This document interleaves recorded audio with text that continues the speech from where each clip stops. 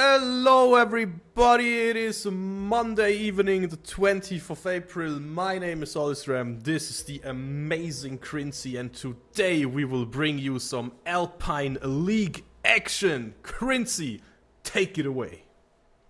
Okay, we might actually have a close match this time around because we are spectating two teams with a score of each being 1-1, so it might be closer than the other few series we had before on the last two match days we had. It's EGSwiss playing against the Larry Bird gang, which are very interesting names, I gotta say at least, and also very interesting players.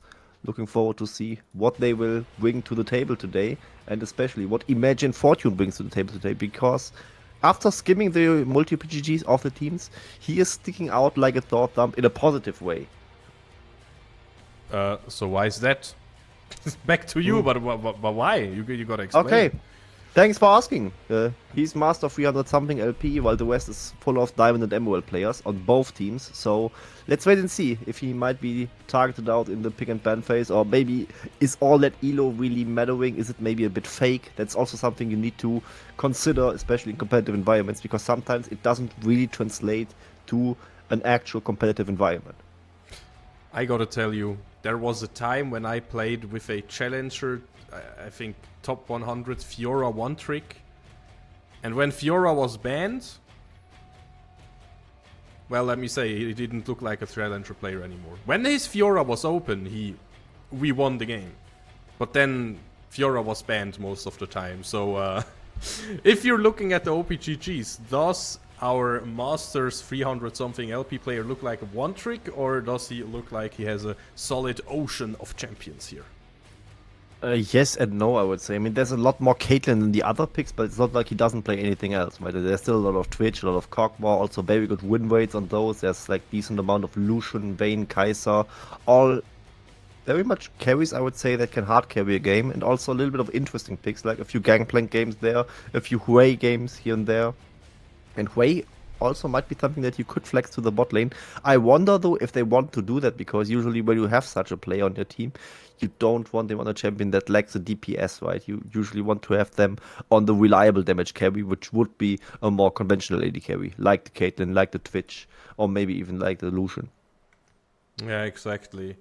I think also having an AD carry in that role makes draft really simple, right? So I mean, I know it personally from playing with Marth. If you have a Marth on your team, well, you're just gonna hover out your bot lane, and you will try to play around your bot lane, and you know, that's basically all you will do for that entire game. But then I think in this exact season right now, I mean, you're a Yorick player, right?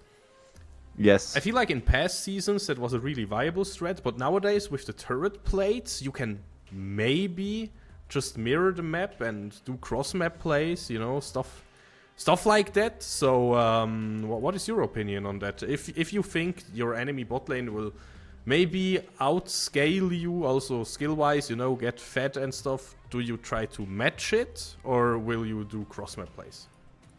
That's actually a very interesting question, because both ways are viable in my opinion. You can just try to just put a neutralizing bot lane matchup, or you just focus the enemy bot lane more than your expect them to focus it with their own jungler and playing around it. So both options are viable. Let's see which one they will take, or if they will just ignore it altogether, which is also something that they could maybe do.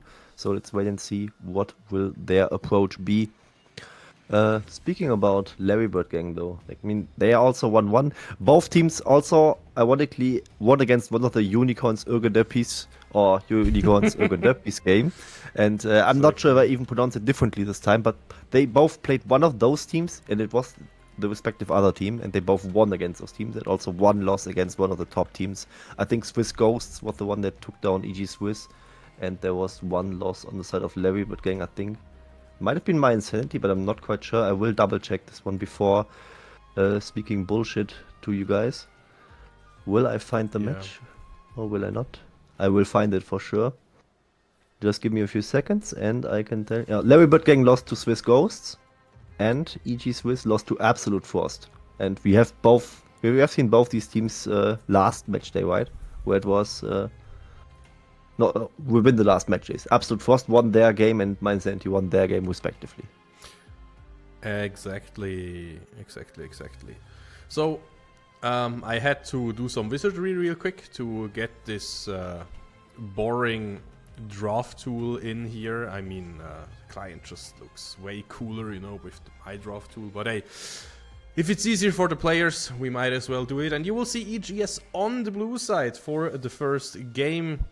The good old question, Crincy, we gotta go through it again and again now with the current circumstances, you know, keeping in mind for one team the best player is on the bot lane, you know, looking at the other team.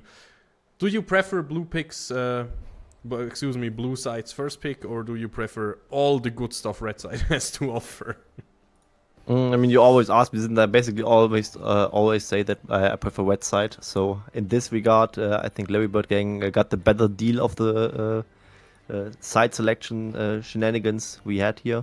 And we also see already in the pick and ban phase, right, a lot of focus from EGSwiss towards the top side, especially like the top laner in Alucard from Larrybird Gang. But also the Caitlyn we mentioned, right? It was like the elephant in the room that was, of course, being banned away. But not that much of a focus towards Imagine Fortune. Diego. Just one ban, and you get your pick. I get my pick, and I have to say, I think it's horrible to first pick him in competitive. And that's also the thing that I wanted to kind of hint you into. Why are we banning so many top laners when obviously from an ELO perspective, it should be about bot lane, right? I mean, if you are the team that has Imagine Fortune, you probably don't think this way, right? You already have the better bot laner, is what you assume beforehand, maybe, and then you just ban out the potential threat to you, which would be the top side of the map, and that's why I think they banned away so much from Alucard, which is the orange, is the Ambassador, and the Silas, of course, is a bit of a flex ban, right? It's mostly played mid lane, but theoretically you could play a Silas top lane or jungle as well, but most likely would be a mid lane pick if you happen to log it in. As we see Shen and Braum being logged in by Larrybird Gang, which also makes sense, right? I mean, there's no potential Silas that could hijack the Shen ultimate and just use it in a much better way for himself. That is true. I gotta be honest here. I'm not really too happy with a lot of the early picks here. You know, I think Shen is an amazing R4, R5 pick, B4, B5. I think there are some stronger early game options. I mean, draft-wise, you know, not early game as in the game, but like pick 1, 2, 3. But yeah, I mean, if it's comfort for you, then sure, go for it. But like, you watch a lot of pro play. If you look at this draft, would you say this is also something that could happen in pro play? Probably not. I mean, the Viego first pick is already pretty telling, right? You probably don't want to see it that early in the draft. You also see like the adaptation towards the Viego first pick, right? There's a lot of anti-reset mechanics on the side of Larrybird Gang already, right? With the Braum shield, with the Shen shield, with the Spirit's Refuge coming out. Not easy for Viego to really get resets within those zones. And the Swain also on the more tankier side of every carry you can pick. So in that regard, they already did their homework. And also, Cyan into Shen is not the best Cyan matchup, but it's also a matchup. It's still Cyan, right? He doesn't really hard lose anything that hard, so they will probably be somewhat fine. And then also, you have the argument pairing Ahri with Viego. Both champions are reset champions. Sure, right? Ahri benefits also from a reset. Ahri has a lot of burst damage, yes, but at the same time, I think it's better to pick one reset champion and then have the other champion set up that single reset for your reset champion. So most of the time I would rather have, I don't know, Syndra mid lane, for example. You know, she just lets everything explode and then you get the reset as we go. Don't get me wrong, Ahri isn't bad per se, but I still feel like you need either a bit more CC or even better, a bit more burst damage, like somehow, somewhere. But the roles are, you know, kind of thinning out, because do you want burst damage on support? Not really. Do you want burst damage probably on ADC? Not really. They couldn't pair it with Syndra because Syndra was banned in the first rotation already, so maybe that was actually planned by the side of Larry Bird gang. But I think Ahri's not bad with Viego, right? I mean, you are a Viego player, right? So Ahri, while being a reset champion herself, she also is a bit of setup with the charm, right? And she can also have a lot of tools to really guarantee the charm landing, right? With potentially flash charming or using Spirit Rush, the ultimate dash, to really get around the angles and then hit the charm. That's not that bad of a setup for Viego, I would say, but you are the Viego expert. You could probably tell me more about that. Would you also say that Syndra is that much better with Viego than Ahri is? Yeah, because Syndra just has more burst damage. That's the thing. And I mean, but not early on, right? I mean, early you prefer the Ahri, right? Nah. I mean, early maybe, but in the mid game and in the late game fights, you really need something. But that's also the beauty of Larry Bird Gang's draft right here. Who do you want to burst? The Swain that pops ult and probably has a Zhonya's as second item, or at least arm guard? Yeah, not really. Look at everything else. Everything. I mean, the last thing they need is a Zillion right now, you know, for the chrono shift. Man, they look unkillable, but honestly, the Vayne looks smart. Compared to everything else now, the Vayne looks decent because at least she has the DPS, right? She does, but she also has to play within the range of Swain's Demonic Ascension. So I think the Vayne pick is basically just, come on, I will 1v9 this game somehow. I think objectively speaking, the Vayne isn't a good pick here at all. I think she's actually a bad pick because she has to play into a Shen Spirit's Refuge, into a Swain Ultimate, into a Braum. Kalista also maybe might be a pick that is more on the riskier side, and they didn't need to pick it that risky. Also picking like Kalista for the on paper weaker AD carry into Imagine Fortune is kind of a curveball. But let's wait and see how it will really figure itself out after the draft. But we have some more minutes to pass because we still haven't been in the client draft, so we have enough time, I gotta say. We go into the actual draft right now, so we can talk more about it. And now you have 2 draft overlays, which looks funny, but we will of course change that. No. We'll just keep this one. Oh, that also works. It also works. But how will they hold their positions, by the way? We haven't talked about it, but it is actually a Shen jungle. They've pivoted the Shen towards the jungle and won Swain, Lissandra solo lanes. Yeah, I really like that. The Shen jungle, I think it could be Shen's best role right now. Shen jungle is a really good pick. I mean, he's also amazing in top lane, but only into certain matchups. And again, I really don't know what to think about the mid lane matchup, because Lissandra looks very defensive on paper sometimes, but I think in reality, she can shove just as good with her shards, right? With her Q. So I think she can match it, you know? So it's a counter pick into Ahri. It's a known thing, basically. I mean, Lissandra also recently got buffed, so it's kind of on the better side. And I think Ahri, while she was very prevalent in the early phase of the year, got a small nerf, if I recall correctly. So Lissandra should be very comfortable in this lane.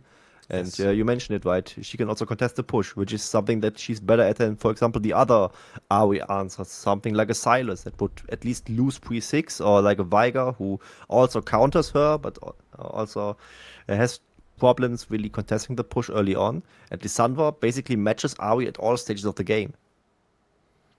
Exactly. But yeah, I think the only way to win this for EGS is to either just be better. Just head stiff. That happens sometimes. But on the other hand, the El Clásico here would be to like fake and engage. Maybe even let Sion or Viego die for it. Maybe somebody has to die.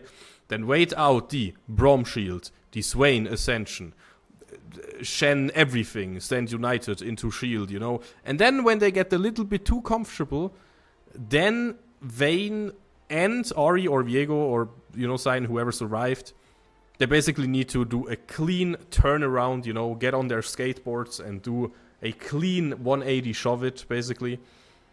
And then somehow they can bring it back, right? But I think it's... you will always have one sacrificial lamp. Like, either Viego or Ahri, they will eat all the CC, and it's not like you can dodge Lissandra R button. It's quite hard, honestly. And she can also ult herself to deny a potential reset, right? So she really makes it hard to really get this comp going. On another note, I mean, you kind of just hinted at it, right? They have a multi-threat composition. They have the Viego, the Vayne, and the Ahri. And on the side of Larrybird Gang, you also need to be wary that you basically have to shut down all three of them. And also one curveball, they have this Kalista pick, right? If this Kalista falls behind, the damage output from the comp of Larrybird Gang is also not looking too hot, I gotta say, especially against a Cyan, right? How will they easily kill a Cyan? I don't see really how they will do it. Although these sustain wars, I think they are often very Swain favored if they keep going. So maybe they are fine with just slowly killing the Cyan and just surviving longer than the enemy in the war of attrition, so to say. Man, I would have seen this draft go into so many crazy directions. I would have seen maybe, I don't know, have Swain Senna bot lane or something like that and have both take a little bit of farm. So, you know, stuff like that. And then Senna outranging everybody.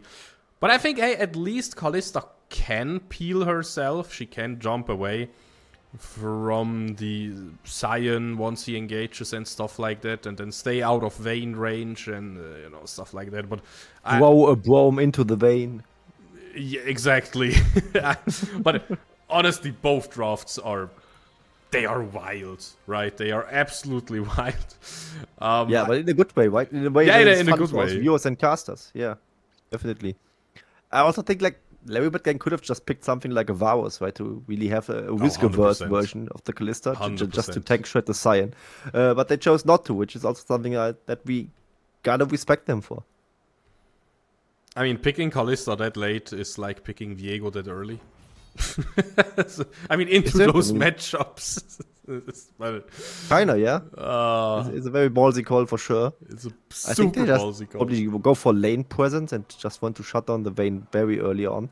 But I think with the other complets they had, they didn't really need to do that, really, because even the scaled Vayne has trouble teamfighting against all this lockdown and anti-engage, sustain, all these reset denial champions. So... yeah, let's wait and see if the Kalista works out for them. Oh, I hope it will. But who am I to judge? Now, I think that's a wild question to ask, but do you think one team will get outscaled heavily here? Somehow? Probably not. Because while the Kalista falls off compared to the Vayne, even when scaled, as I just mentioned, has really... a bit of trouble to really teamfight into this. They have infinity scalers in the Cyan, but also Swain technically is also an infinity scaler because he has this Ravenous Flock, like this passive. Every time he pulls out a soul fragment, he gets permanent maximum HP, which is surprisingly a lot of HP by the time mid-game comes about. It's usually like in the couple of hundreds, which is a lot for a carry champion. So it's really hard to say really if there's anybody who scales definitively better. Maybe like on paper, I'd say the EGSwiss draft maybe a little bit because like a full item Vayne with Meteor as a backup can maybe still steamroll everything here, but it's really hard to execute for sure. Yeah. I just want to jump into the game at this point. I want to see how this plays out. Now, we've already talked a bit about priorities. Maybe you can give us some more thoughts here, you know, from the early game map picture. What will the priorities on the lanes look like in the first few minutes, you know, to get this thing rolling? That's actually a very interesting question because Ahri and Lissandra kind of match each other. Maybe it's even slightly Lissandra favorite because she is so defensive while having such a strong push. The Cyan falls into a similar department. He has a lot of AoE damage and base damage as a tank should have. But the Shen is surprisingly strong in the early game. Almost deals as much damage in the early game as a Riven. You really wouldn't believe it. But he actually can do that if he gets a full combo off with the Twilight Assault and putting the sword through and getting these bonus empowered auto attacks through it. And on the bot lane, You would usually favor the Kalista, but it's Braum into double range, which is usually not a good thing. So it's really up in the air in basically every lane. So I called hands. You called it hands, Steve. I said one strategy is play better. And having priority is always a good thing. And basically you're saying, hey, if you just play better, then it's even more important to play better. Because your early game lane priority will depend on it. Maybe you can get a sneaky invade with it. Maybe you can get a first dragon with it, and then start rolling the boulder. But yeah, so Crincy, I don't know. You can't just say player diff, man. I don't know, that makes it so hard. That's actually a good argument for the bot lane matchup, at least. I think with the player diff in mind that we have seen on paper, you would expect the Vayne middle lane to really get the priority here. So in that sense, it looks better for EGSwiss for sure. But it's definitely all kind of skill matchups, right? So there's no guarantee that you can have the priority in all those lanes. It's the free Döner Viego skin, by the way. I'm just saying. Oh, this one. But do we have the Döner Braum? We don't. We have the Christmas Braum. In German, it's called Weihnachtsbraum, by the way, which is a very beautiful name in my opinion. How do we think, by the way? Do we go live, or do we just pick a time? So what time are you at? 1:22, but I can still fast forward. Jesus Christ. I was almost in game, and now my thingy you're on the funny white screen from Windows. Yeah, it's always a banger. Do I just wait? Help me? By the way, we said funny things. By the way, we were speaking about Shen top lane against Sion, right? Or at least I was, but it's Swain top against Sion, and that is Swain priority in the early game. That much I can spoiler, I guess. And I think you need to go live later on, because otherwise we miss too much. Would you like to create a crash dump? I think we need to start a petition for a new PC for Olisram. While at the same time my PC works, he's just very slow. So... You say that, but you did crash out of the lobby, so let's wait and see if you can rejoin. If you can't rejoin, I will screen share, of course, because otherwise the stream is kind of wounded and would just be a radio cast. And a radio cast with me solo casting in English, which is not a good idea. No, my PC got this. You just gotta give him 10 extra minutes or something. We also need to give credit to the teams, because they kind of expected this to happen, so they didn't go for any kills in the early game. Wow, that's amazing. No, I got the other bug again. You haven't missed a kill yet. Just tell me where you are and then we can match. But 347, 8, 9, 350. You see my screen, right? Yeah, I see your screen.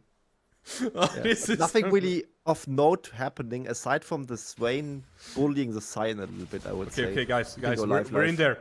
Okay, let me sync this up real quick. So, guys, ladies and gentlemen, everybody in chat, everybody watching, everybody at home, everybody live, welcome to this Alpine League game. I hope you are excited, because it's EGSwiss playing against the Bird Gang.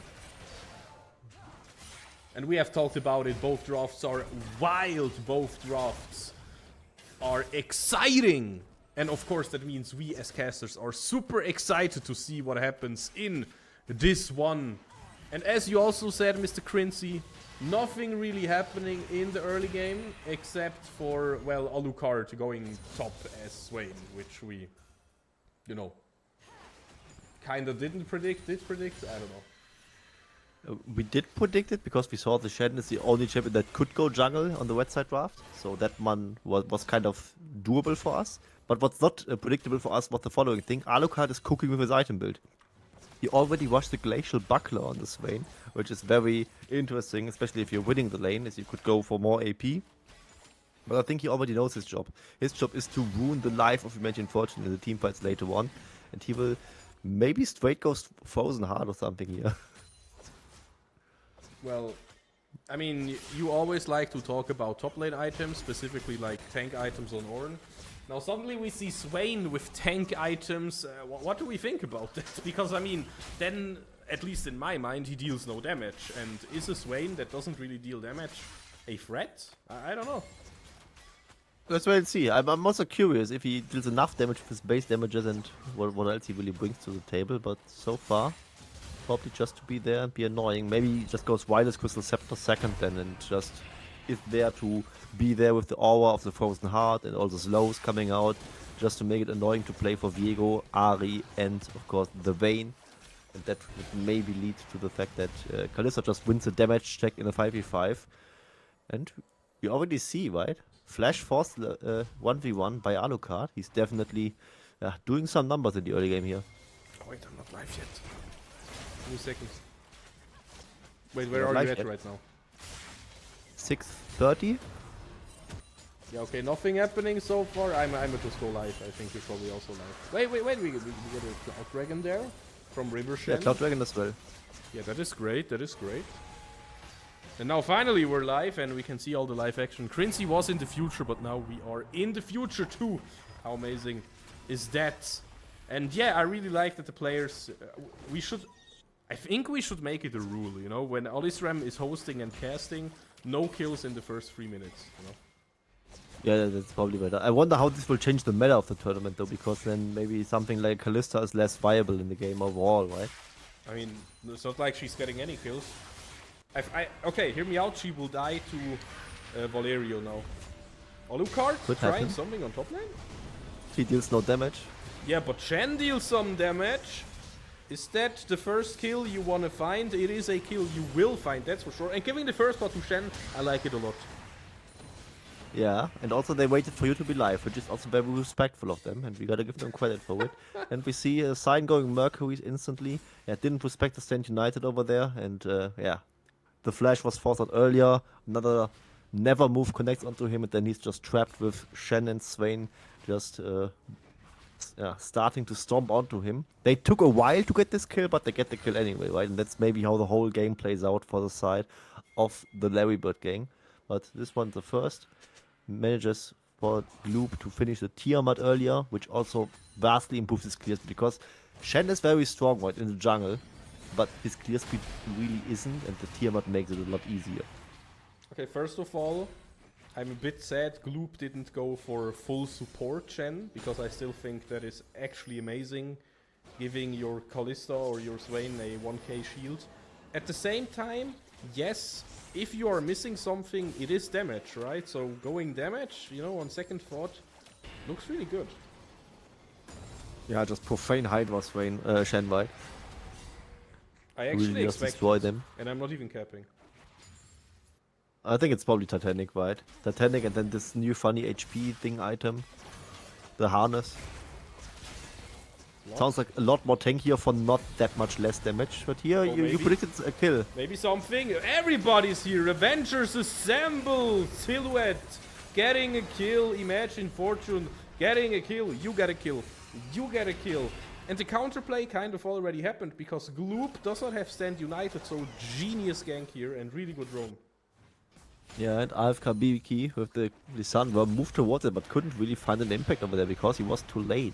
Got out-roamed by the AoE, and also would have been a 4v3 situation, so might have been a better idea not to do much there, as with the Alucard. Yeah, slowly chipping away on the side, even with the tank Swain build, and also proccing Conqueror. Maybe the Conqueror is his main damage output in the long run. I don't even know what I'm looking at right now. This is Frozen Heart first. Swain, Alucard, kinda crushing my dreams and my expectations at this point. I don't even know what I'm looking at, but hey, if it works, you know, I'm always a huge fan of weird stuff, and this definitely falls into the category. Now, yeah, we also talked about damage. I'm not even capping. I would have seen the lethality item on Shen because I just see it on a lot of champions, a lot in solo queue right now. Like even, I don't know, Xin Zhao or something going for Profane Hydra first. Yowik. Yeah, for example, exactly. But, or Vi. Guys, Vi with Profane Hydra first. I don't know why it works. But I've seen Profane Hydra into Axiom Arc and she did a lot of work, so... But yeah, Gloop is definitely not going Profane Hydra into Axiom Arc, even though it would have been absolute banger. Oh, would have been a bit solo queue-esque though. Maybe that's why he's not going for it. But either way, assuming Alucard and the Larrybird gangs are winning, we actually have Alucard in the interview, which would be a very nice opportunity to ask him about the Swain item build. So let's wait and see if that Hold up mid lane, happens. the taunt connects, everything connects, Silhouette brought us closer to this Alucard interview just now. Yeah, he did. And that's the second kill for the Shen. Early kills for the jungler, not the best you would maybe want to have, but if it's that early, I actually like it, because you could really transfer this lead towards the lanes later on and have a huge impact on the map. Literally, because you happen to be all over the map as a jungler anyway, right? Now second Drake is spawning, and they are already fighting for priority. Bot lane now pushed in for the side of Larrybird gang, and they really need to be wary, right? They don't get their Dragon Soul stacked by the side of EGSwiss. Oh, we tried something there, but now the counterplay. Gloop, no flash available, getting stunned by Armageddon. He has the best sword, by the way, so he basically already won the game. Also has the Kraken available, so a lot of players hitting their first big item spikes, like a certain item on both mid laners. I heard they really like their R buttons, and talking about the R buttons, AFK Biki, I think if the ult is available again, you can just try to go for a kill again if Gloop wants to join you. Yeah, you might, but you might also want to save the ultimate for potential dragon fight. That's maybe what he's thinking. So let's wait and see if it's really working for him. As a damage up from Lissandra is medium, I would say. When she went Malignant, so it's actually very ultimate focused in the literal sense. So you're right, he probably could get a kill angle here if he keeps landing those ice shots, which happened just now, and maybe he goes for it now. He can kill him now! I told you, Silhouette, not listening to me and dying for the second time. Why use the ult for a dragon if you can get it for a solo kill? And that's my little hint that maybe it is the time for a counterplay now, but a tough decision, of course. Yeah, and how will you really counterplay this? You can't really flash the Lissandra ultimate either way, right? And she could also just flash on top of you, so that's also one of the reasons why Lissandra's going to Ari, right? She can keep landing this poke, contest her at every wave, and she's just too tanky for the Ari to kill Noddle in, but it's not the same the other way around. So that's a very smart pickup for sure. As we see Alucard, he keeps bullying the sign. I want to check how much HP he already got from the Ravenous Flock, and it is on 29 fragments, which means 435 bonus HP already. That is a lot of bonus HP, my friends. What I meant with the counterplay is basically looking for this window where AFK Biki and Gloop do not have ultimates, but the window is dwindling at this point. Look at the cooldown timers. They are basically both back up again at the next wave. Now, we did find the dragon, and AFK Biki has to run away. Silhouette now jumping in there, getting rooted. Lost Spirit Dash, flashing forward, flash for flash.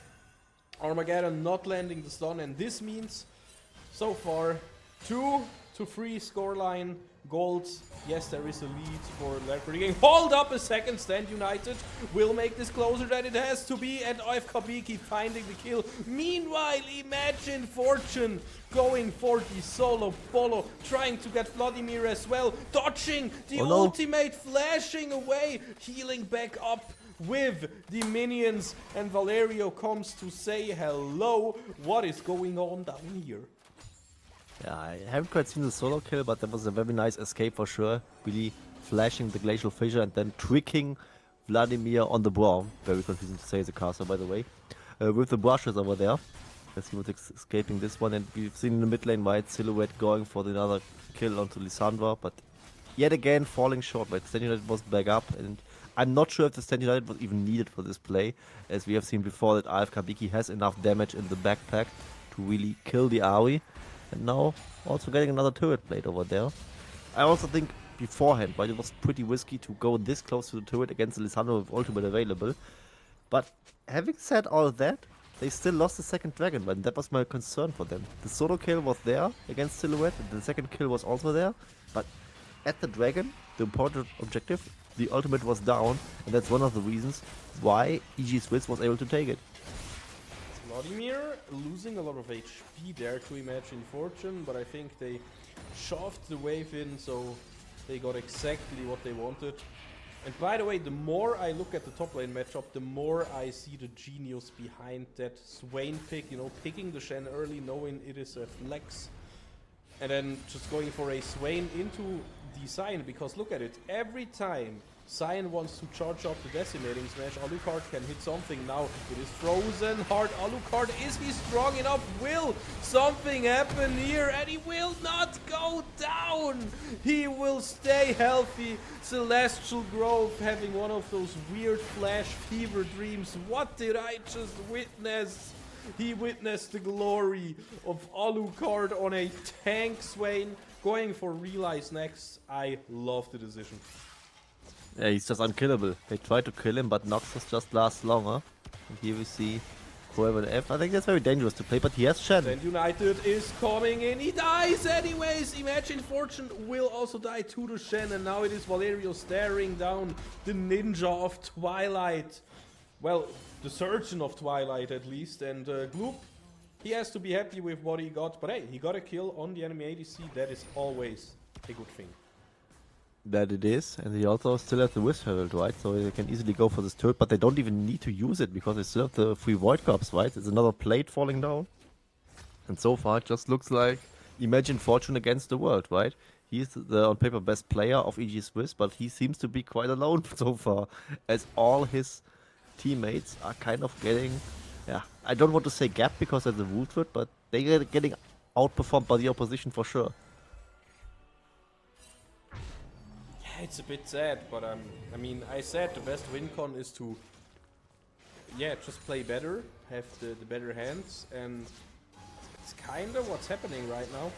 I still think the game is far from over though, right? It's not over, but it's not looking good for the Vayne. He's her team is 4,500 gold behind, and look at the Swain item build, right? You need to imagine this Vayne team fighting against this Swain, and I don't see much hope for her, at least for now. Well, if With there the is Vila a is champion, slowing, the aura being there, she doesn't really get to hit. I'm gonna tell you one thing, Mr. Crincy, Mr. Lucas.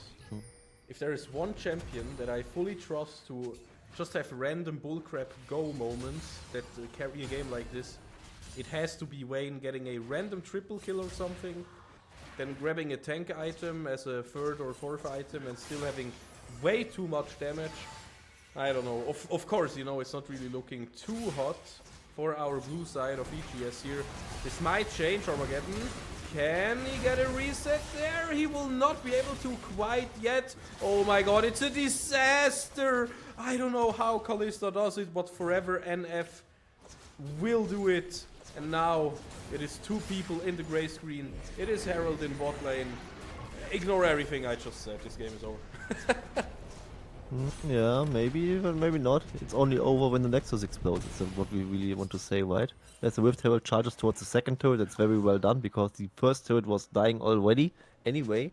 So they get a lot of more turret plates. That's 7,000 gold between those teams. And now the one win con that EGSwiss had, right? The Drake Soul Stack win condition now seems to be gone, as well as they get denied the objective bounty. Armageddon is not even close to contesting it, and this would be the first wake to the side of Gloop and the Larry Bird gang.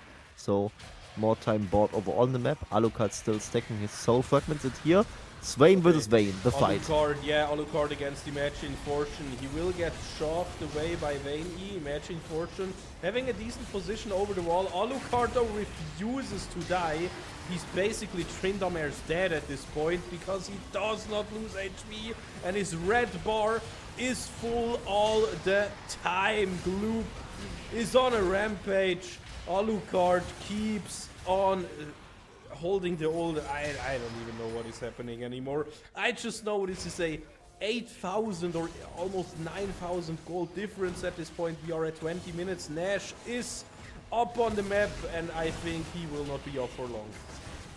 No, I probably won't. The damage to the Baron is also quite decent because they actually have a damage intensive top laner. With this item build, maybe not so much for the Swain, but the Kalista with the Wend also of course helping to really clear this objective fast. Over 20 seconds they took to get this purple worm, and now it's a 10,000 gold with all most that they have. And they had this one worrying kid, right? The Kalista that might have trouble against the Bane, but even that Kalista just got 2 kills, right? And also the Baron buff. So she is very fine against Vayne. Also has a level lead over her for now. Okay, deep breaths. That is what EGS needs right now. I hope you know I'm a big Valerio fan. You know, if some people weren't here for the lore, I have been in school with Valerio in the gimme, you know, the good stuff. So of course I have to be biased a little bit, but yeah, it's not looking too bright for him right now. I mean, he's the only player without a single death on his team. So yeah, it's just Elo held, right? Yeah, Just your friend. exactly. Always the teammates. And He reminds me of Armageddon. one support player that went to uni with me. He always told me in League DMs, like, every time you cast me, I lose. And then I was like, yeah, because every time I cast you, you're playing within the competition that I cast, which happened to be a bit higher than your usual level, and that's why you're losing them. And I wasn't even lying. So did you just call him John McNohands? Anyways, hold that thought forever. NF in the mid lane. He will not be shut down. Valerio on the other hand will get out once more. And finally, Forever NF will actually die. We see some kills here for Dishendo and Lissandra. Somehow Vladimir flashing over and getting the kill onto Silhouette. This is a meat hook massacre. That is all I can say so far. The scoreline is 5-16. The gold is 12k behind. This is not a game anymore. Yeah, not really. And maybe I was a little bit kidding when I said this game is maybe a bit closer than the others that we have seen so far in the other game days. At least for game 1, right? But there's one hope for us, right? It's Fearless Draft, right? So next game they can't just counter a Vayne pick with Swain and Lissandra and Shannon, all that bullcrap that we have seen so far here. So for game 2 they still need to draw a few more cards in the draft pocket and just find something that can really hold down Imagine Fortune. For now, however, they did an excellent job of that, right? Picking the Kalista for the early game so she doesn't really get a lane lead and just having a strong top set that is very hard to kill. If this was even impossible to kill. They have 0 deaths, by the way. Like the Swain, Lissandra, Shen, all 0 deaths, and they probably won't die this game.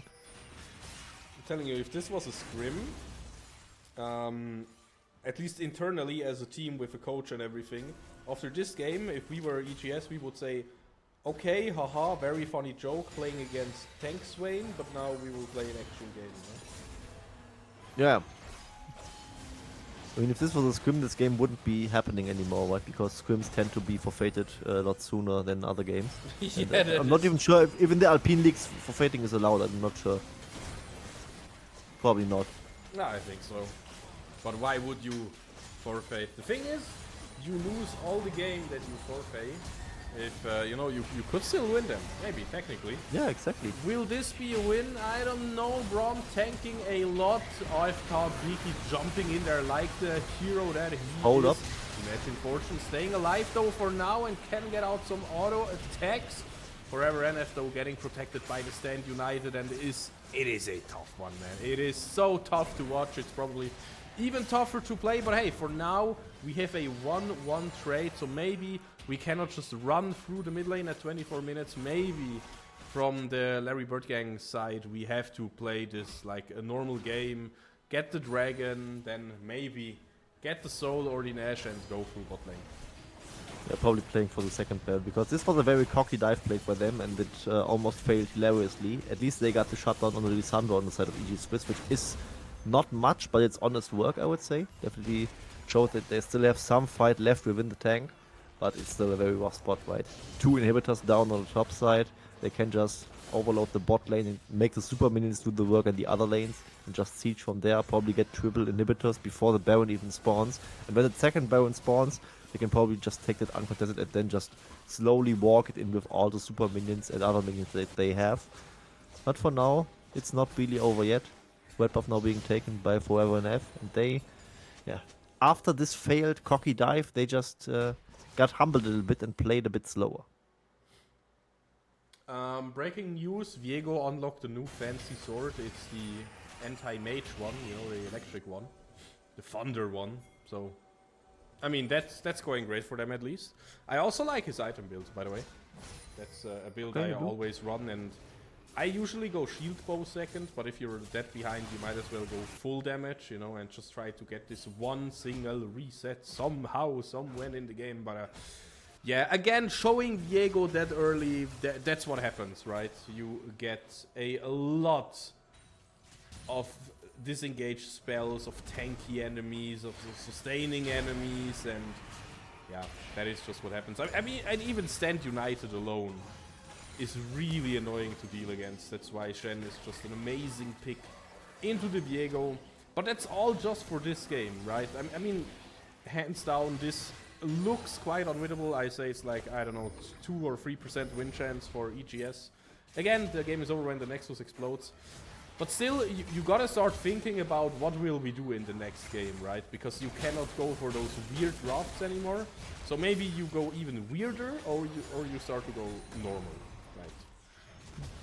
I'd say just big conventional stuff. But we have seen just now, right? Swain was pressuring the Cyan, the Vega was right next to him, but they chose not to fight in 2v1 because they probably weren't confident they would actually win this 2v1 against the Swain.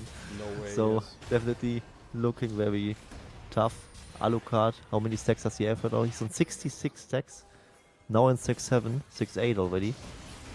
And yeah, 1k health, by the way. Bonus from the passive Can this alone. be the fight? Imagine Fortune exploding like my kitten in TFT. Meanwhile, Silhouette also using the ult defensively, because if you don't, well, then they just die, and we don't want that. They might die anyway. Celestial Growth tanky, yes. With the ultimate getting away, shouting coward while trying to just get out somehow. I like the decision here. You need to defend the wave. You do, but they could have just went Baron, right? I mean, they probably just now abused the timer with the Vayne being down, but she's not really the wave champion anyway, but they go for the end. Alucard going in there with the demonic ascension. Look at his HP bar, it's not even moving. Look at the Stand United. Nobody is bulging here. They stand proud, they stand tall with their weird draft that just worked out. I don't know how this draft came together. I know that the Bird Gang is the correct choice for our little Gamba. And guys, what a game of League of Legends have we just witnessed. Yeah, definitely an interesting one, with a very interesting Swain item build for sure. But let's wait and see if game 2 can hold up to the standard of game 1 we have just seen, right? Because it was definitely an interesting one. Yeah, they tried their best, but they didn't succeed. Imagine Fortune on the Vayne wanted the 1v9 angle and never really got it, right? I mean, Vayne is one of those champions that generally can do this, but against this composition, definitely very hard to execute for sure. And it was too hard for EGSwiss. That's what we have seen. Honestly, frankly, I think that was just unplayable for the Vayne. Yes, I agree. If you got ahead in the early game, you know, maybe with your level 6 power spike, I mean, you know me by now, I'm always rambling about the level 6 power spike from a Vayne, because honestly, Vayne level 6 is insane. Again, you get a free BF sword just for hitting your R button. But, anyways, I think we will go into a short break, because the players have to cook up a new draft at this point, and everybody at home, you need to stand up real quick, you know, get in a few steps, drink some water, stay healthy, because only a healthy viewer is a everlasting viewer. In that regard, see you in roundabout 5 minutes.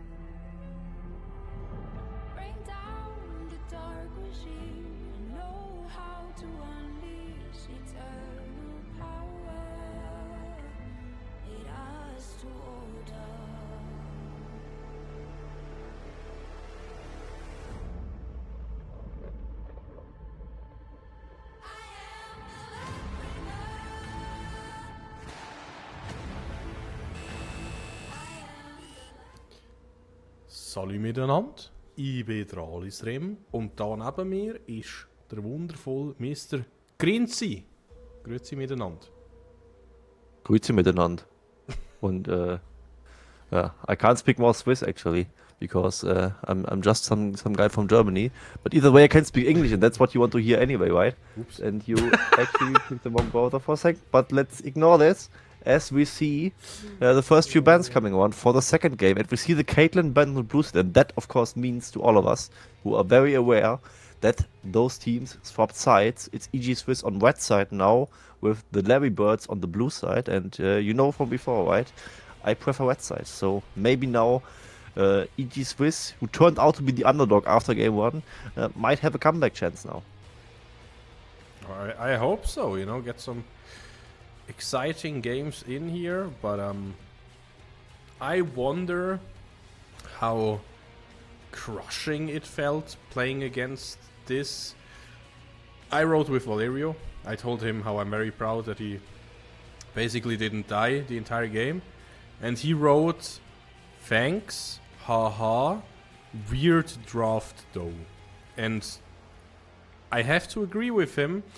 But I don't know if the weirdness stops, because so far we're only seeing hovers. And okay, this time to plauder out of the Nähkästchen. Grinzi. I have been to a LAN once. I mean a lot of times actually. But it was the ETH I was about to say. It was the ETH LAN, and we were a random team, We didn't know each other. We had LeBlanc Master mid lane one trick that had to play support, stuff like that. And then every game we played Morgana, bot lane, Ivern jungle, and then either Kog'Maw or Twitch. And I think we got second or third. We only lost against an actual Ivern one-trick pony that knew how to counter the Ivern. It reminds me of those times. And honestly, if we see the same thing, and with a Karma, for example, I want to see Ivern now. I want to see him so bad. Play some good old protect the Coggy with the Pogmaw skin. Very important. That didn't exist back then yet. But nowadays, pick the Pogmaw skin and I will be so happy. I'm just more of a Lion Dance Kog'Maw kind of guy, But either way, the skin is not really relevant to me. But of course, Pogmaw is a very cute one. I don't disagree with that notion. As we see Talia being locked in, a lot more global control for the side of the Larry Bird gang. And I wonder if that's really a smart approach to protect the Kog'Maw comp against the on-paper beta AD carry, who just now got Lucian Army, which is of course a very dangerous threat. I mean, if I was an actual analyst, I would talk about how Talia is really good at priority and really good at roaming towards bot. But now I'm going full plat mode and I'm just telling you, does she have a shield for Kog'Maw? No. So she, this draft just, I'm done. This will be Frozen Heart Kassadin at this point. And I don't even know anymore. What is Kassadin doing on R3 when no jungler is in the login?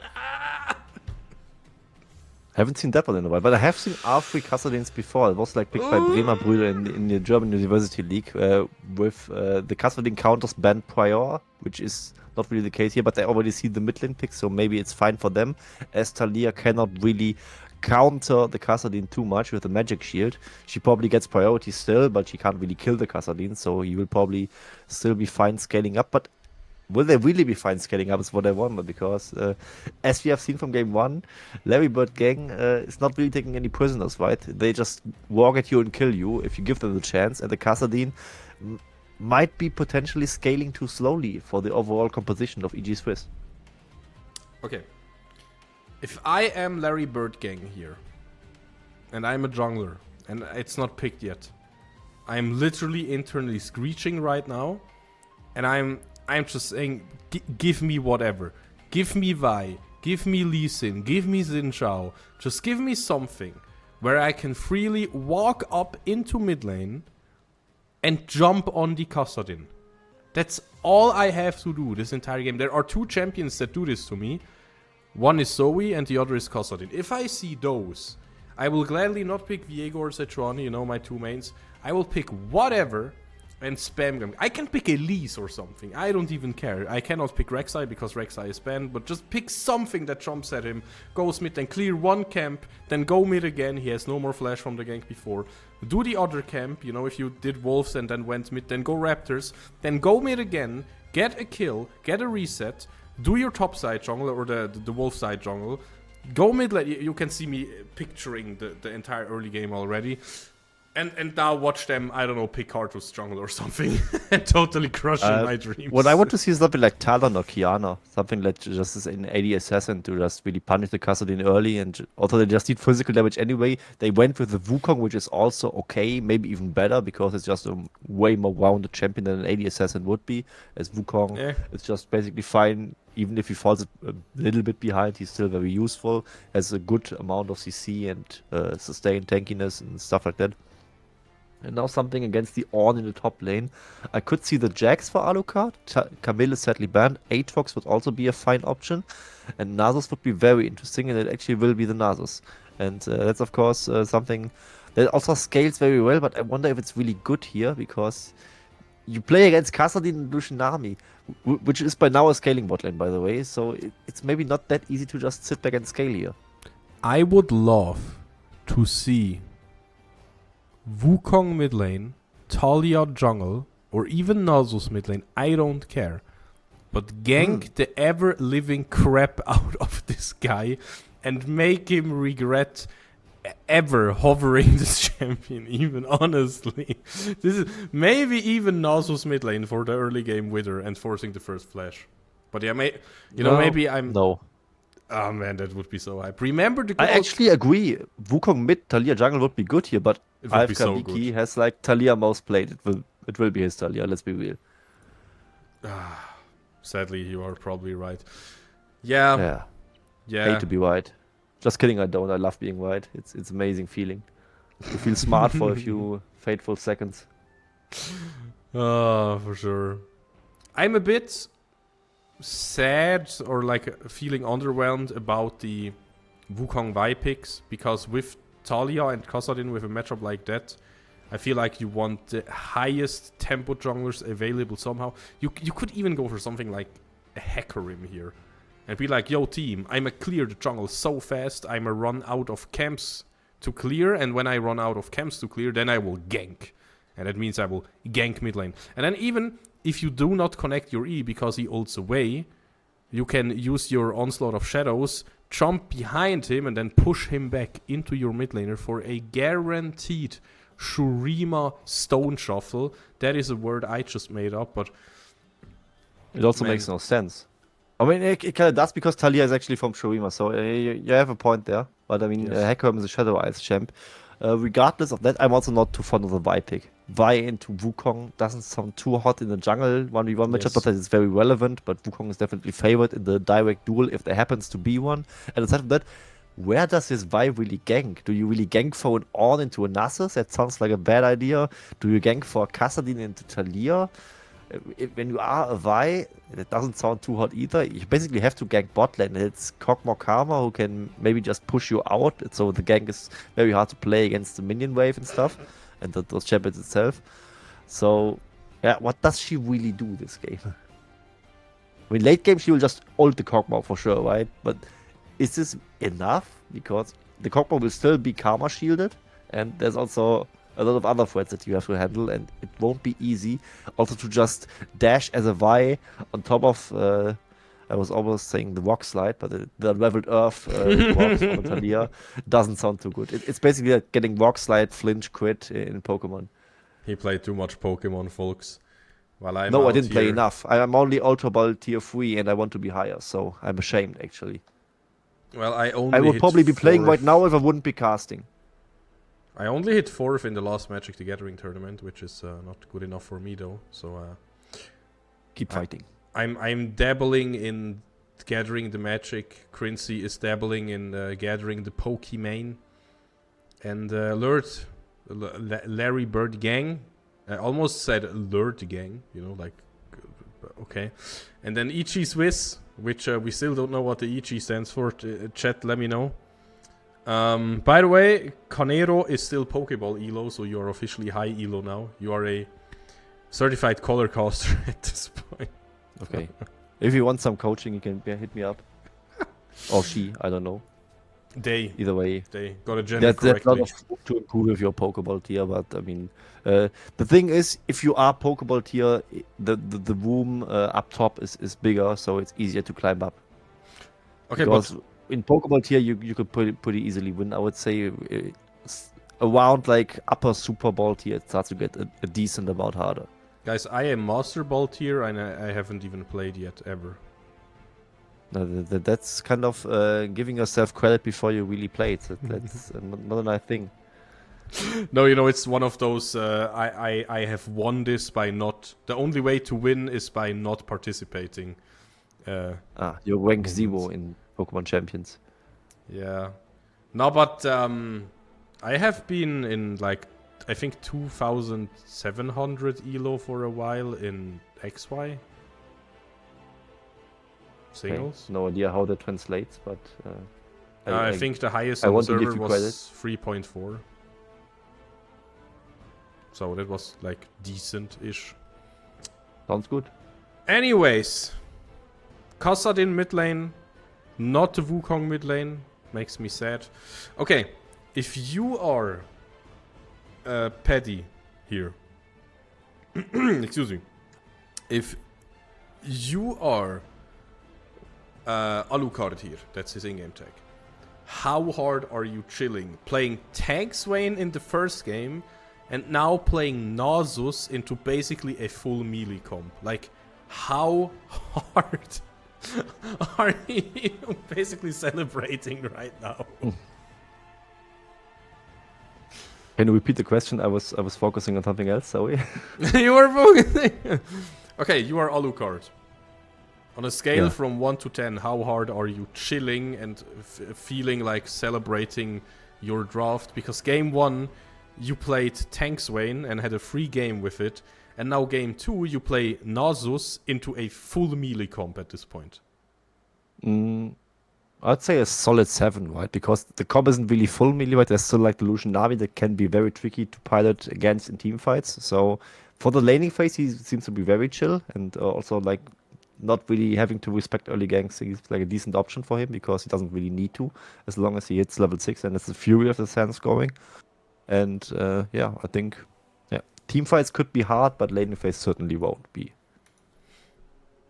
What if it's full AP Nasus? You know, because last time when he was supposed to go AP, he went tank, and now he plays something that is supposed to go bruiser, and now he could just go full AP.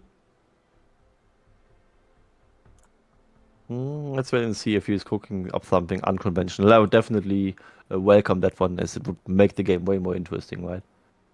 Definitely, definitely.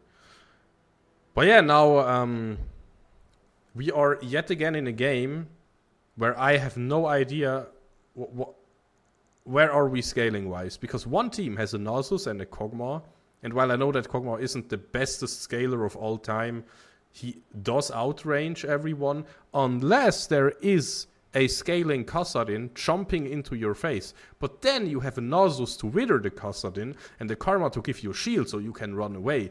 But then there is a Vi to dive upon you and a tidal wave coming into your direction, and Lucian is giving you a back massage. But then you yourself have the Wukong to disrupt that face. Like, I don't even know, man. This game will be even crazier than the first one at this point. Yeah, it will be. And I'm already in game. You probably aren't, right? I'm in game actually. Wow, Holy moly! What is going on, guys? That's new.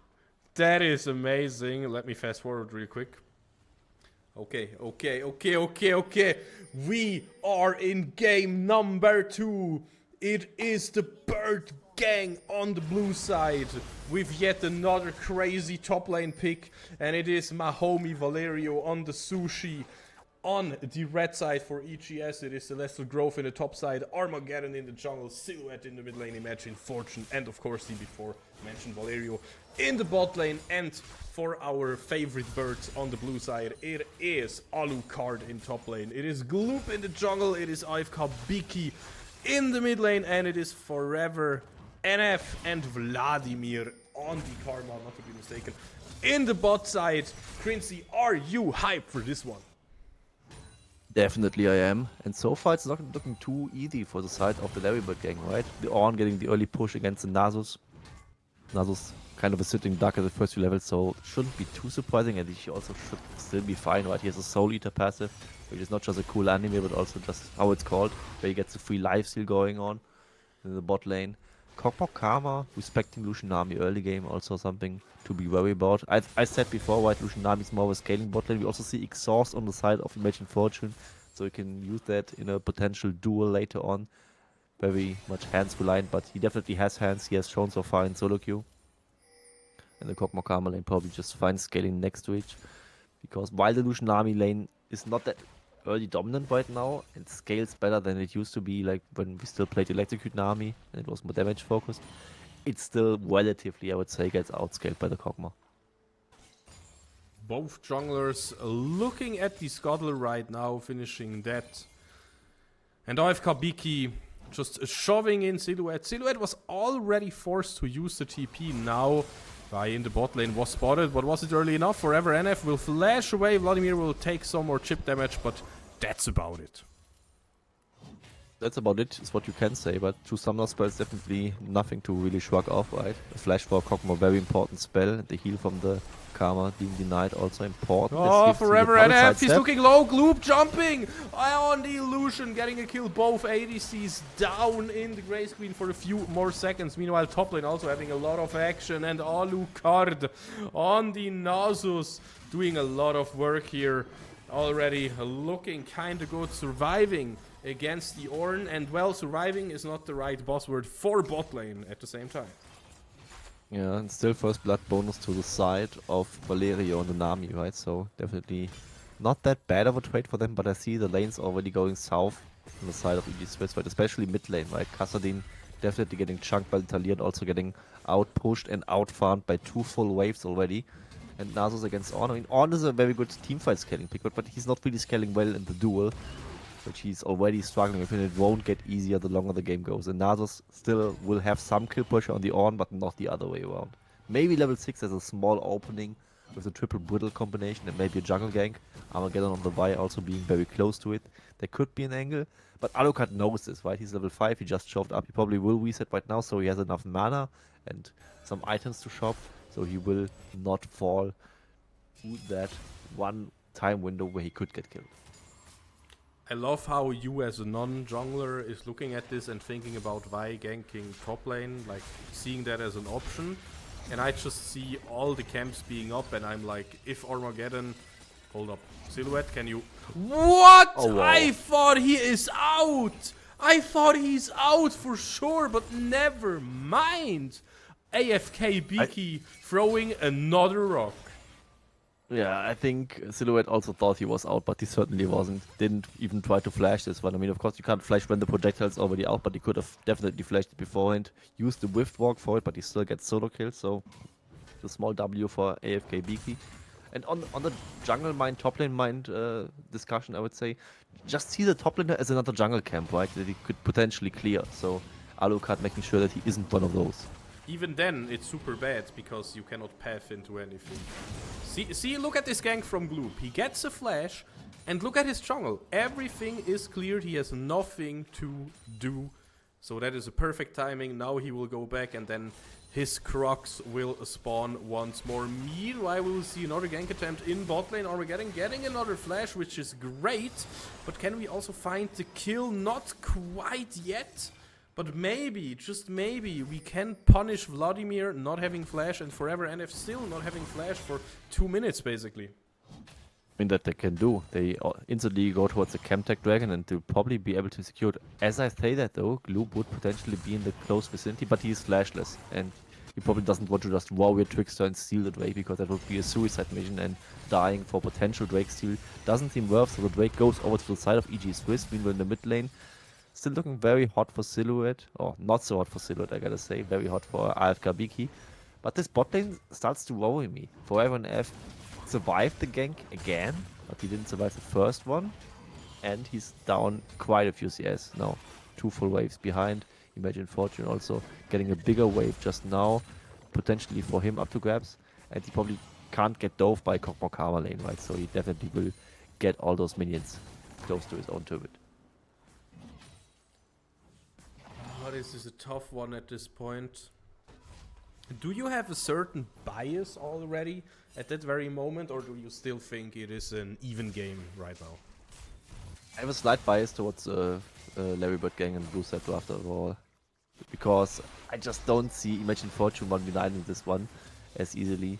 I mean, he didn't do it on the Vayne, and this game he is at least smashing lane, which is definitely something that we can credit him for.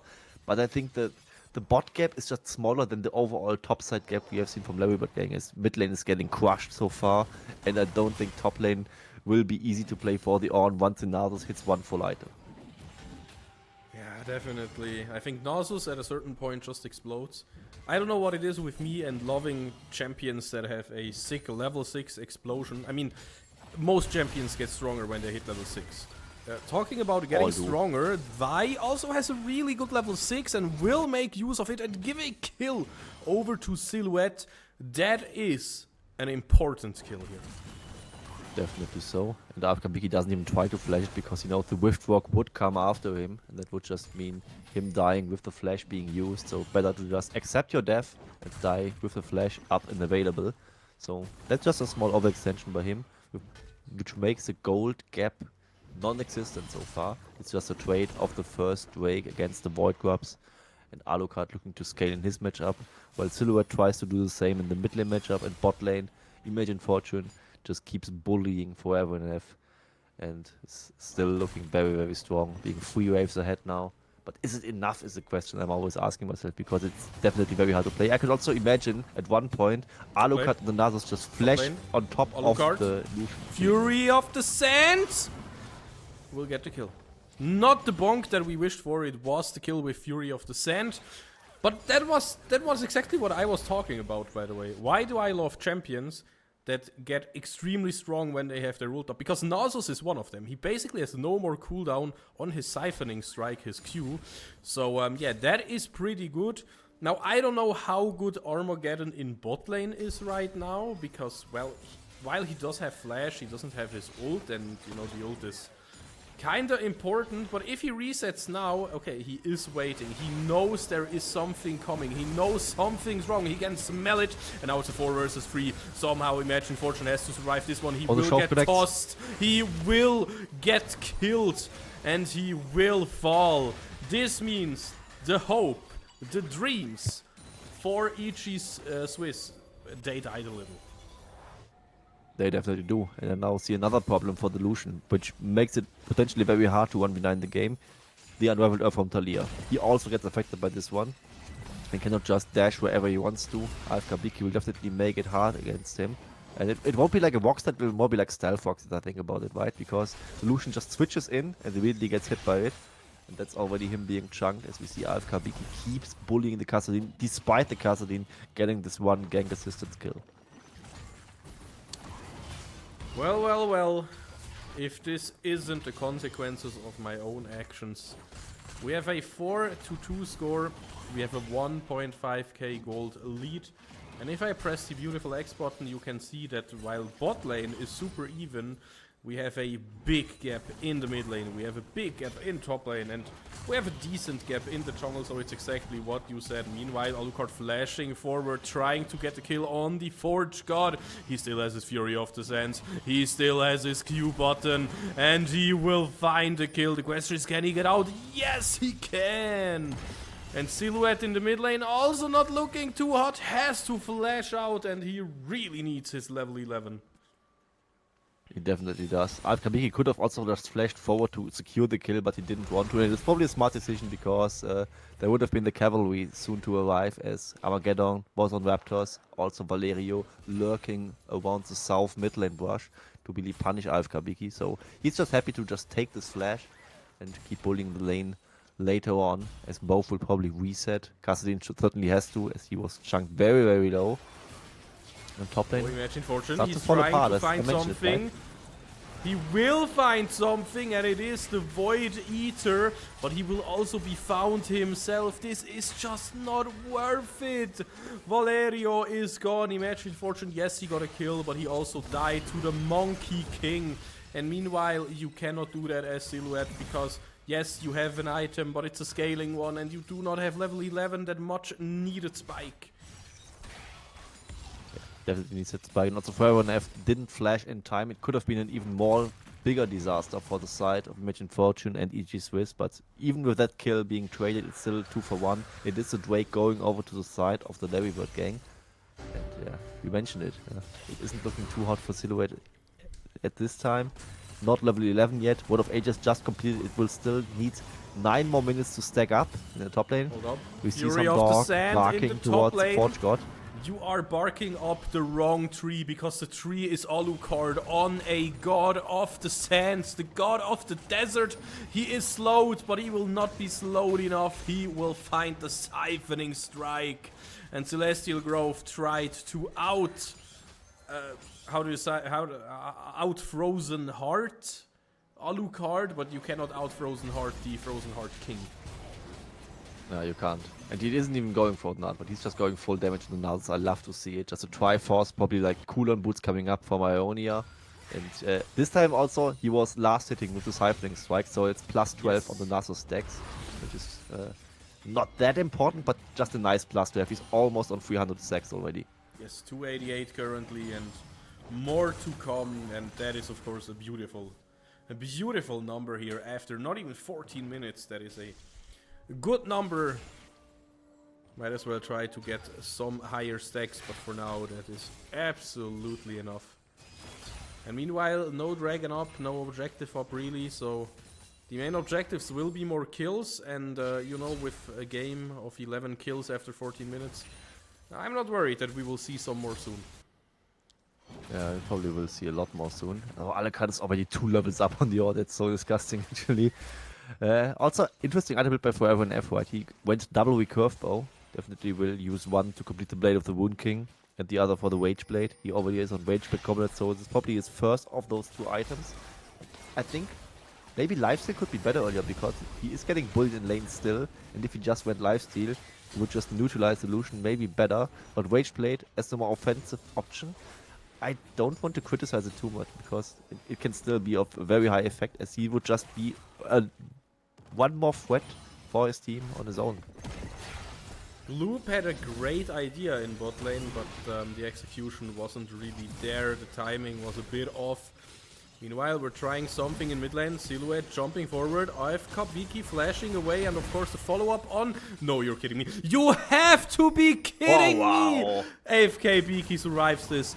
And this is a tilter at this point. Armageddon will not get out. He will pay for his crimes.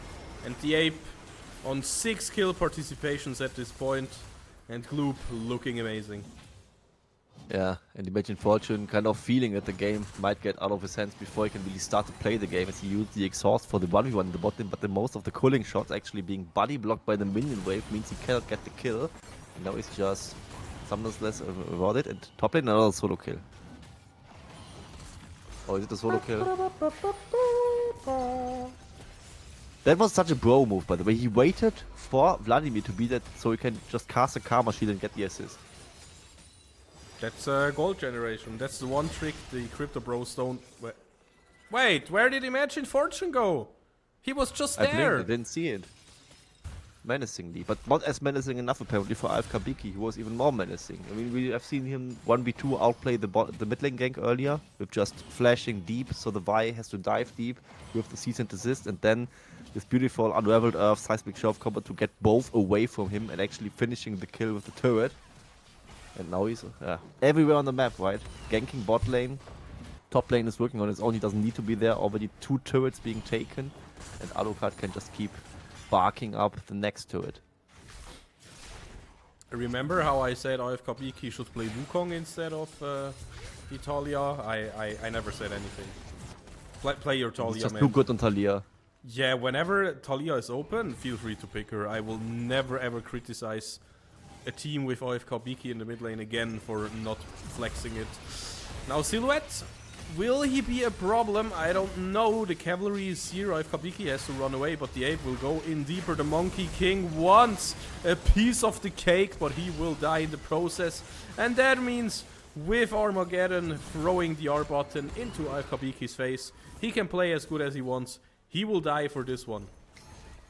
Yeah, maybe we celebrated him once too often, right? Because that was a bit of a cocky overextend, right? Playing it 2v4 was definitely too green. That's also 2 shutdowns going over to Imagine Fortune. The Drake now spawning, which could be up for the taking for them, and probably will. Which means that they will be on their second Drake already. And now the Lucian getting a lot of gold, which is something that is like, this is the one loose con they still have. So definitely not a fan of this play. As I say that though, the Nasus is close to the Drake area, so they actually aren't getting the Drake. They have to respect Alucard this much. He actually went Bandle Pipe second, which is a very interesting adaptation to just help his team be strong. Bro, I am reading your mind. I hovered over it and wanted to ask you about it, and you just mentioned it yourself, you know. We're sharing the brain cells. Who's reading whose mind? Huh? Yeah.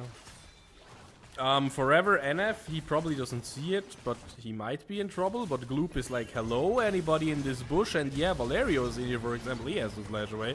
Slash will grow, whooping and missing the ultimate there. Now Talia coming in with the wall. You've got nowhere to run here. Imagine Fortune, he can dash over the wall, but everybody else, Valerio is turned into sushi. The Forge God is turned into a bag, and Armageddon will be turned into Hextech scraps. And now Imagine Fortune, well, that didn't really end the way he wanted it to, because now with 4 kills, it's only Silhouette on the map, and yep, he does the only sensible thing here, which is pushing the mid lane, because you cannot defend this no matter what. But I wonder, what can they defend? Because they only have a Castle and a Na'Vi alive for now, not really wave clear gods at this stage of the game. They might push really, really far here. One turret is down, Silhouette looking for a kill, flashing forward once Vladimir will find him, but he will pay with his life. A hard price to pay in those dire times, but at least it is a kill after all. Forever NF could be in danger, but he will turn around, press W and auto attack as much as he can. He will find enough damage for Gloop to pick up a kill. Now Vi trying to at least find the little cute Christmas Wonder Worm. And Quincy, I hate to say it, but it's not even 20 minutes. I think this could be the fastest finish in the Alpine League we have seen so far. Baron hasn't even spotted it. They are already on the Nexus. The Nexus is gone. That's the most one-sided game we have seen in the Alpine League so far. As I said before the series started that this would maybe be a closer game. They guess that wasn't the case. Ladybird Gang was just so much better, and they always had an answer to this absolute monster in the bot lane that Imagine Fortune was supposed to be, but he was really neutralized very, very well by them. I'm just flabbergasted at this point, man, but GG's, of course, to our victor of today. We had an amazing game, that is for sure. I'm also a bit sad we didn't get to see a game 3, but hey, sometimes you just want to finish the job quickly, get a clean 2-0, and that's about it. That's all we saw right now. And I think we should have an interview as well, right? Yeah, we do, and I'm disappointed because initially we were promised Alucard, and we cannot ask him about this frame now because someone else is taking the interview, and it will be the jungler, which is of course Gloop, must be his name, right? It was Gloop, the Shen and Wukong player. Yes. So give us one quick second. That we have. I mean, we can ask him about why he didn't go Profane Hydra, right? Because he wanted to see it, no? Yes. Yeah. Okay. There we go. Hello. Hello, Mr. Hilly. Can you hear me? Hello? Right. Yes, we do. We can How hear are you you. doing? Yeah, good. Good 2 games. Wasn't it a bit too boring, honestly? What? What aspect? What? I mean, we played solid games. We knew what we were doing, so wasn't really too concerned going into it. So Did you expect it to be that one-sided, or not? Was it like not in your plans? No, not really, to be honest. It was kind of surprising. But at the same time, I think we just played really well. So after that first game, we kind of knew like we were on fire and that we were gonna, most likely close out in the next game. Understandable. So, looking at the overall seeds, I think... What was it? Your seed 10, right? Oh, I don't even know, to be honest. Yeah, That is taken care of by someone else on the team, so... I think so, actually. Yeah, you But just I'm not won quite sure. against the third seed. What does that mean to you? I mean, I think seeds oftentimes can be a bit deceiving, so I don't really let it judge too much. It's more to see actually how it like goes when you're in the league itself. So I don't really concern myself with seeds or not. It's just we play our game, we play well, and then we go from there. Was it always planned that you potentially pivot the Shen pick towards you in the jungle, or was it never an option to go top lane Shen? We did think about flexing it, but at the same time, like the Shen in the jungle at the moment is quite strong, in our opinion, Yes. especially with our playstyle, and it allows for a lot of plays that you otherwise won't be able to do. Yeah, definitely. Whew. Well, first of all, congrats for the win at this very second, because that means you are 2-1 in the group.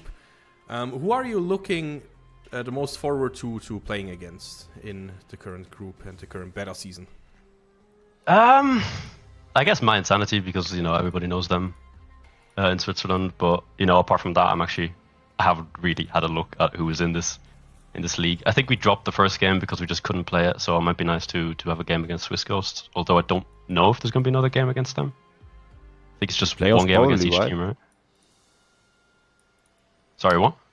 In playoffs, probably, or no?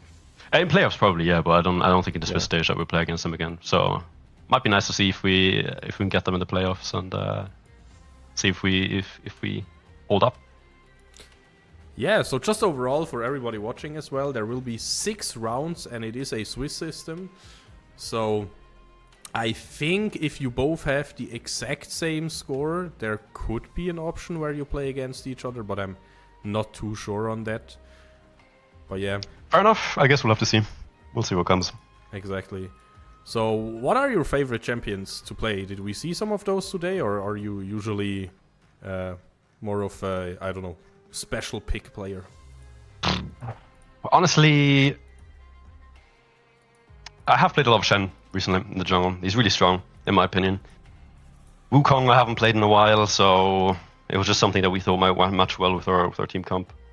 But apart from that, I just generally kind of have phases where I go through different champions. We're also actually wondering if we should pick the Yasuo in the jungle in the second game. Wait, say that again. Pick Yasuo jungle in the second game. I think my audio is bugging out or something. Anyways, wait, no, does that actually work? What? I mean, you'll have to see. We'll have to see. Maybe we'll flex at some game in the future. Oh, let's go! I'm so ready. I for won't. that. I won't give our tactics away just yet. So you'll have to wait. I mean, and you see. just did.